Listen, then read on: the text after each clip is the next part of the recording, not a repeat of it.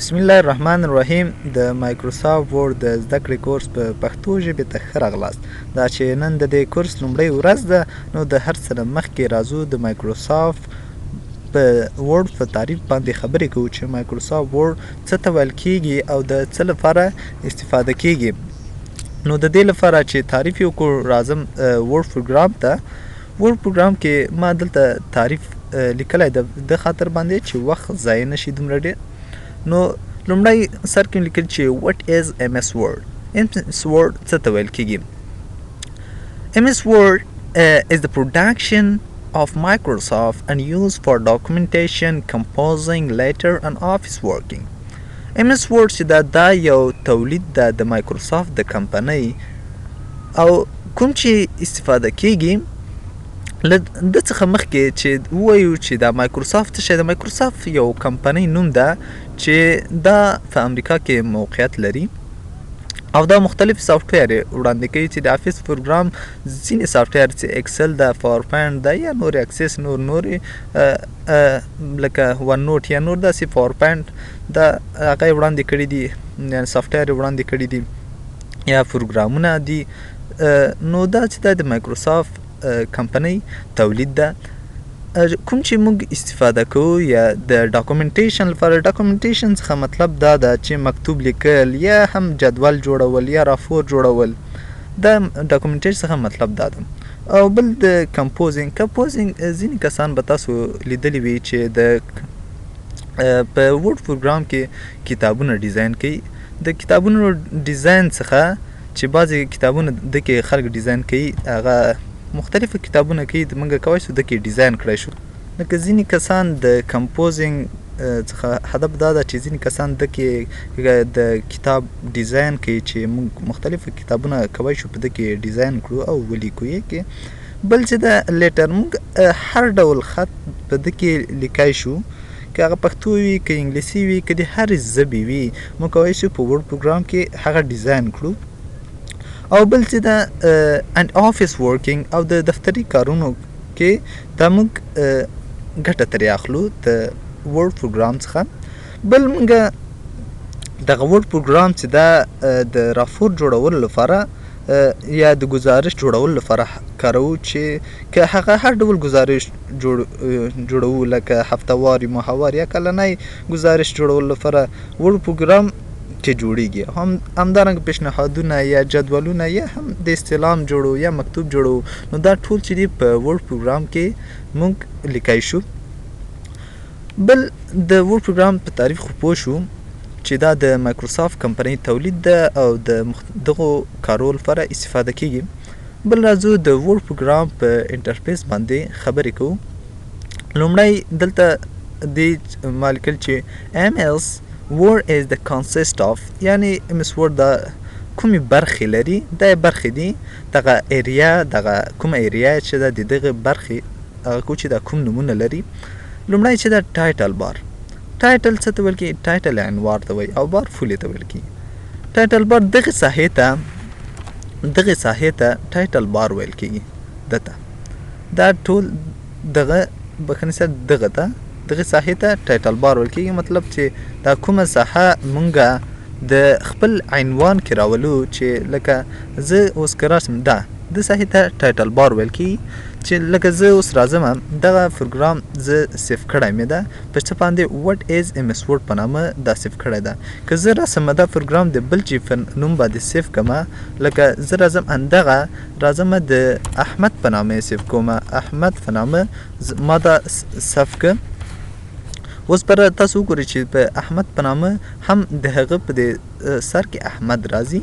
نو که زه دا دلته ډیسکټاپ باندې سیف کوم، تاسو ګورئ احمد. اوس نو د ورډ د ټایټل کې چې نوشته شو احمد نوشته شو. مطلب دا چې دغه ساحې ته ټایټل بار ویل کېږي. دویم چې دا کاپشن بټن اند کنټرول بټن. کاپشن بټن یا کنټرول بټن څخه هدف دا ده چې دغه پروګرام کنټرول کېږي له دغو دریو بټنو نه، چې دا کومې بټنې دي. دو بټنو څه دندې ترسره کوي دا هم له خیره وایي. دو ته کاپشن بټن یا کنټرول بټن ویل کېږي. چې او بل چې د بیا دندې وروسته له خیره وایو. بل چې د کویک اکسس ټولبار، کویک اکسس ټولبار، کویک په تیزۍ ته اکسس لاسرسی وړ او ټولبار مطلب په ټول کوم سامانالات چې دي دغه ساحې ته دې ساحې ته کویک اکسس ټولبار ویل کېږي. بل چې دا چې هغه دلته د کویک اکسس ټولبار څخه هدف دا ده چې موږ کوم شیان چې ډېر د لاسرسي یعنې ډېر هم پکارېږي هغه کولی شو موږ دلته راولو. بیا په هغه خبرې کوو چې څنګه یې راولو، څنګه یې ایسته کړو او څنګه ګټه ترې واخلو. بل چې دا ټیب موږ دغه انزر ټیب، هوم ټیب، دا چې دي دا ټول ټیبونه دي. دلته موږ ټیب ویل کېږي لکه ویو ټیب یا دا نور ټیبونه. ځینې کسان دلته ساوه کېږي، دلته بعضې کسان دغه ته مینو ویل کېږي. خو موږ مینو چې دا مینو هغه ته وایو چې نوټ بر تاسو په نوټ فټ کې ویلي وي چې مینو داسې چې داسې په عمودي شکل باندې قرار ولري، یا ایډیټ مینو سوه یا ویو مینو سوه. دته موږ ټیب بیا نه سو ویلی، دته موږ مینو ویل کېږي. تاسو په ټول کې به هم لیدلی وي چې د مینو راوړي داسې افقي نه وي خو عمودي وي. بل راځو دلته دوته ټیب وایي، بیا هغه اوس دته فایل مینو وایي ځکه دا داسې عمودي دغه کمانډونه موقعیت لري. بل چې د هم د ټیب شو، انزر ټیب یا ډرا ټیب، دته ګټه چې ده موږ ولې دته دا نومونه اخلو، دته ګټه دا ده مطلب کله ته یو چا نه پوښتنه کې زنګ ورته وهې چې زه څنګه کولی شم په ورډ پروګرام کې یو جدول ډیزاین کړم، نو هغه بیا تا ته وایي چې لاړ سم ورډ پروګرام ته، بیا ورډ پروګرام انزر ټیب ته لاړ شه، انزر ټیب کې بیا راسه ټیبل ګروپ ته او بیا هلته خپل جدول دې ډیزاین کړه. داسې موږ کولی شو یو ادرس لپاره دا نومونه پکارېږي. بل چې دا رایبون دته خو خپله دوته ډرا ټیب، دوته ډیزاین ټیب وایي، خو د دو په منځ کې دا کوم هغه چې دي دغه دته ټول چې دا رایبون ویل کېږي. دا کمانډو ټول مجموعې ته چې وایي رایبون ویل کېږي. دا رایبون یې بیا موږ په مختلفو برخې ویشو چې په دا ټیبل په ګروپو یې وشو، د پیج ګروپ یا ټیبل ګروپ یا د السټریشن ګروپ یا مختلف نور ګروپونه دي چې دا بیا ډرا ټیب کې مختلف نورې موږ بیا رایبونې لرو، یا انزر ټیب کې مختلف رایبونې لرو، همداسې نورو په هغه کې هم. بل چې دا کمانډ ګروپ، کمانډ ګروپ څه ته ویل؟ کمانډ ګروپ همدغه د څو کمانډونو مجموعې ته کمانډ ګروپ ویل کېږي. اوس دا د فونټ کمانډ ګروپ ده، اوس دا د پاراګراف ده، یک ریفرنس ده، دا ریفرنس راسو دا د ریسرچ کمانډ ګروپ ده، یا دا نور د فوټ نوټ دا له خیره بیا وایي. یعنې مطلب دته چې دا دغه تاسو ګورئ دلته یو خط غوندې داسې کش کړی، دغه ټولو ته د کمانډونو مجموعې ته کمانډ ګروپ ویل کېږي. بل آپشن چې ده، آپشن مطلب دا ده چې دلته دغه یو هغه ته نه ده، یو لکه بولډ آپشن ده، یا دا سبټریک ده، یا دا نور فونټ سایز ده، او دا مختلف نور هغه دي. دا یو آپشن یو برخې ته چې ویل کېږي آپشن ویل کېږي. بل د ډاکومنټ موږ هغه ته ویل کېږي چې هغه کې موږ لیکل کوو. دغه صفحه چې تاسو وینئ دې صفحې ته موږ ډاکومنټ ویل کېږي، دغه ټولې صفحې ته ډاکومنټ ویل کېږي. دا کوم ځای کې چې موږ لیکل کوو. ګوره صفحه او د ډاکومنټ ترمنځ فرق باندې ځان پوه کړئ. صفحه چې ده دغه ټول ته موږ صفحه ویل کېږي، د صفحې بیلۍ، او بل ډاکومنټ هغه ځای ته ویل کېږي چې موږ هلته لیکل کوو. ډاکومنټ هغه ځای ته ویل کېږي. بل د سکرول بار څه ته ویل کېږي، او ما دلته بیا لیکلي یو ورټیکل دی، بل هاریزنټل دی. سکرول بار موږ دوه ډوله لرو. دغه چې کله صفحه کته پورته کېږي دته سکرول بار ویل کېږي.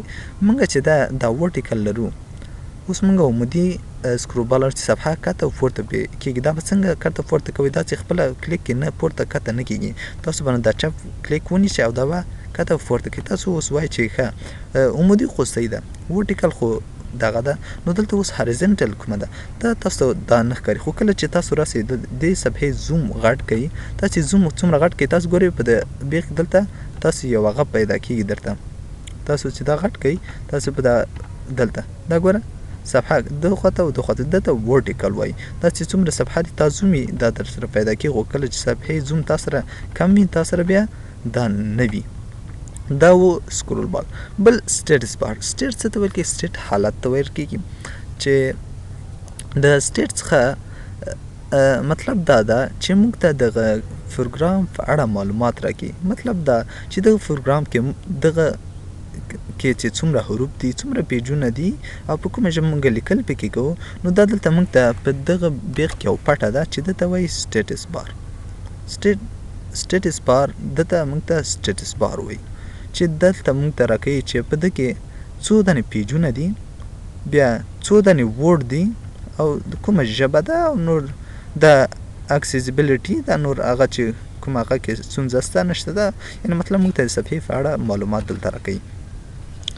بل چې دا په اوس ګوره تاسو به وایئ چې دلته خو پیج څنګه دلته تاسو اوس ګورئ د پیج په اړه معلومات دلته موږ یوه صفحه لرو او په هماغله صفحه کې ته وړاندې، خو که چېرته راسئ زه راځم یو بل نوې صفحه اخلم، نوې صفحه چېرته په کنټرول انټر باندې نوې صفحه اخیستل کېږي، نوې صفحه. تاسو اوس ګورئ زه اوس دې صفحه کې وړاندې وایي 4 صفحې دي او ته 4مه صفحه کې وړاندې، ځکه دلته کلیک کوم وایي 4 صفحې دي او تاسو په 3مه صفحه کې وړاندې. اوس همداسې نور که تاسو دلته کلیک وکئ تاسو ته چې وایي 4 صفحې تاسو په 2مه صفحه کې وړاندې، نو چې کله غواړو موږ صفحه اضافه کړو د هغه شارټکټ چې ده کنټرول انټر یې شارټکټ ده، خو که چېرته غواړئ بېرته صفحه پاکه کړئ او کنټرول به وي بک سپیس ووهه صفحه درسره تا سره پاکېږي. اوس ګورئ تاسو یوه صفحه ده دلته یو صفحه ده په هماغله صفحه کې تاسو موقعیت لرئ. بل داسې ورډ تاسو ګورئ زه اوس دلته یوه لیکنه کوم، زه چې څومره لیکنه کوم تاسو ګوره دا حروف هغه تاسو سره زیاتېږي، دا څومره چې کله یا پرسیف سي دا تاسو د حروفو هغه هم هغه کېږي. تاسو ګورئ کره د حروف وخته څو اوس کره دلته تاسو ته بیا معلومات چې دومره پیج دي دومره لغاتونه دي دومره د سپیس کې هغه شي دا وروسته له خیره بیا وایو. خو دا د یعنې مطلب د سټیټس بار څخه دا ده چې موږ ته معلومات راکوي چې د صفحه کې څومره صفحې دي او په د ډاکومنټ کې او څومره لغاتونه کارول شوي دي.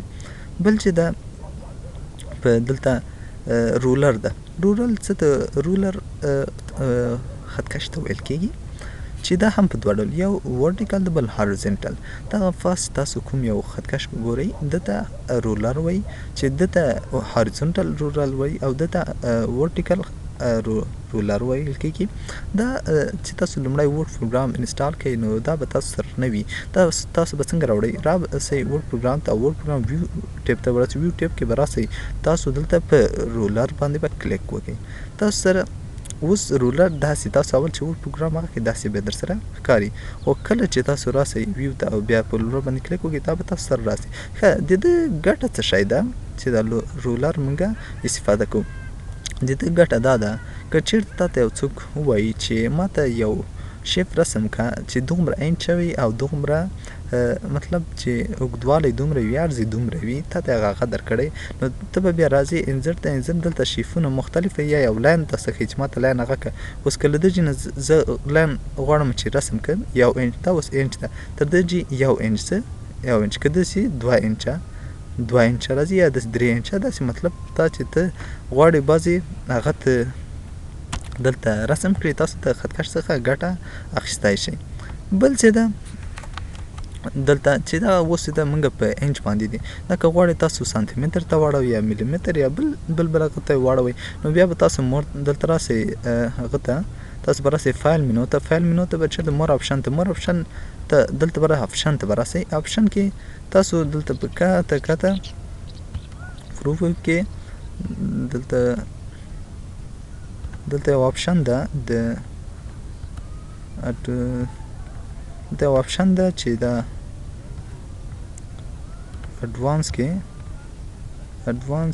دلته په دا ده اډوانس کې تاسو کله چې اډوانس راسئ اډوانس کې شو میجرمنټ ان یونټ اف دلته به تاسو درکړي چې دغه یونټ چې په انچ باندې وي سانتي متر ملي متر یا نقطه باندې وي یا پکسل باندې وي، دا تاسو خپل ضروري هر یو تاسو ورته انتخابوئ تاسو کوئ انتخاب یې کړئ. نو دا اوس موږ د نن ورځې درس چې د ورډ پروګرام په تعریف باندې تاسو پوه شوئ او بل د ورډ پروګرام په انټرفیس باندې پوه شئ. په راتلونکي درس کې به انشاءالله د ورډ پروګرام په راخلاصولو به شروع کړو چې څنګه یو پروګرام په څو طریقو باندې موږ را اوپن کولی شو او په مختلفې شارټکټ کې دي چې شارټکټ کې په واسطه مختلف نور طریقې دي چې هغه بیا له خیره راتلونکي درس کې ووایو.